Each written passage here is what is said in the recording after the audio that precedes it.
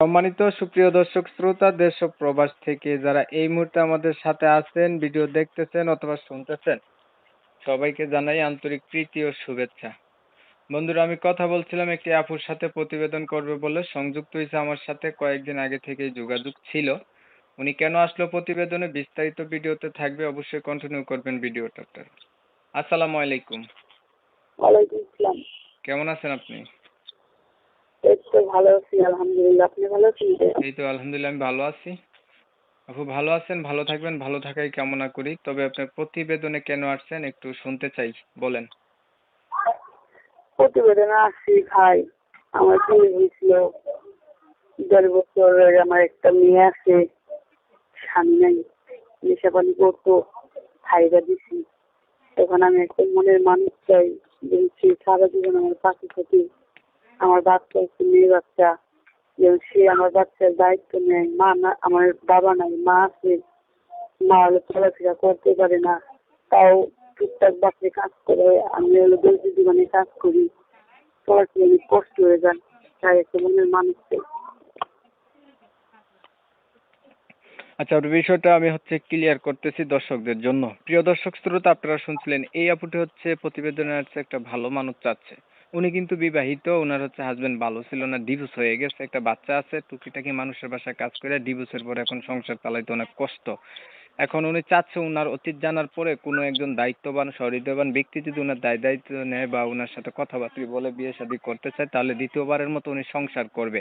এই উদ্দেশ্য নিয়ে উনি প্রতিবেদনে আসছে। এম আই রাইট ভাই? আমি কি ঠিক বললাম?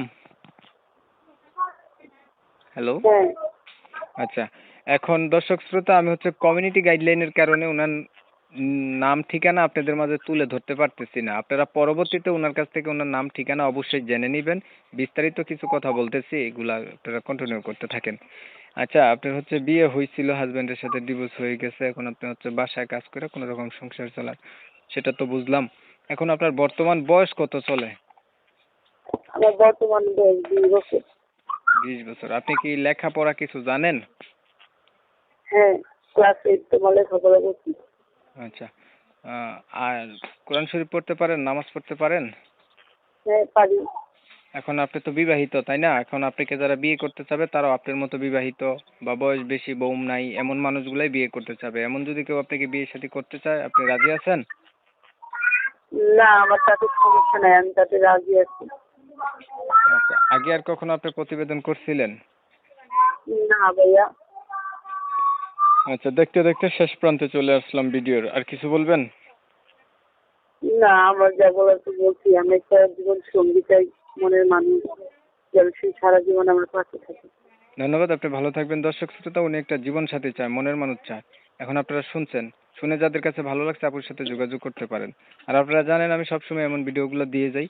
তো আপনারা অনেক কষ্ট করে ধৈর্য ধরে আমার সাথে থেকে আমার চ্যানেলে ভিডিও দেখছেন, এর জন্য সবাইকে জানাই এমএসকে টিভির পক্ষ থেকে ধন্যবাদ।